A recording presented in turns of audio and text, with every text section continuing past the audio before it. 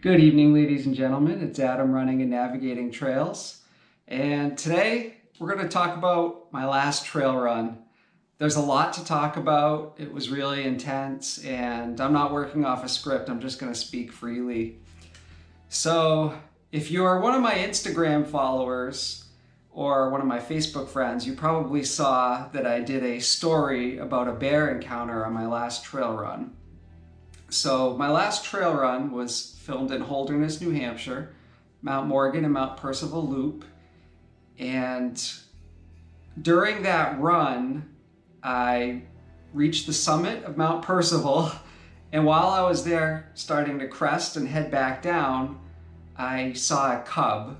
And this cub immediately got scared, scurried into the woods. You could hear the branches breaking everywhere. And I probably saw 2 or 3 other cubs in the area. So Mama Bear comes out, she's very angry, and she kind of does like a snort growl, like, and she actually charged at me. So what I've always heard and what I've read online is when you encounter a bear, you don't want to turn around and run. That's probably the worst thing you could do. So I made sure not to do that. I stood very still, and the bear charged at me pretty quickly, actually. Gained a lot of ground in a very short period of time.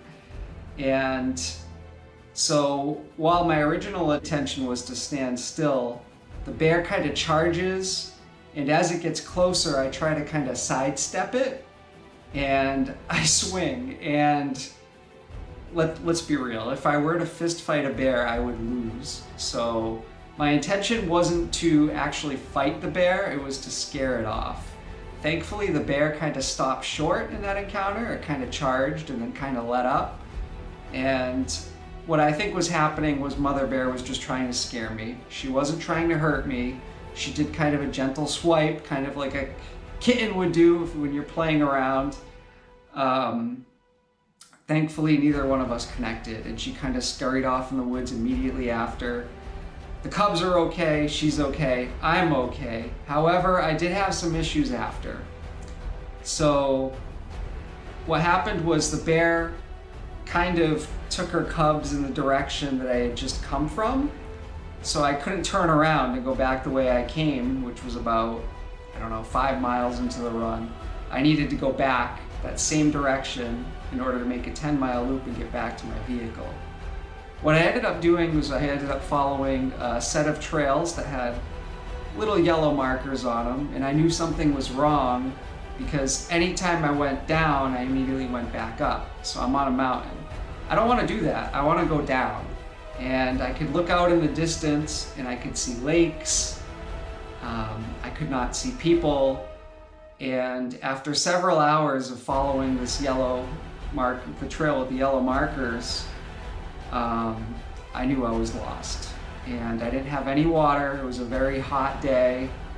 I'll admit I started to panic as soon as my watch probably hit the 3-hour mark. So at that point, I kind of started doing a walk-run, and I saw a road down off one of the cliffs. I knew that I needed to get down to that road. In worst case scenario, I could follow off in the distance where I saw that lake. And at that point, I was pretty desperate for water. So I get down to this road, and a truck is going by. So I'm kind of flagging it down like, wait, please, help. It is an emergency. And so the truck stops, and I said, hey, how do I get back to the entrance to the Mount Morgan and Mount Percival Trail? So he couldn't have been more wrong. He said, just continue down this road. It's a 1/4 mile, and you just make a left and a right. It just led to another dirt road, and I was completely lost at this point. I had no idea where I was. This dirt road felt like it was going to go on forever. It's also getting dark at this point. Like I said, no water. I didn't have any snacks. There was no cell signal, so a cell phone was useless.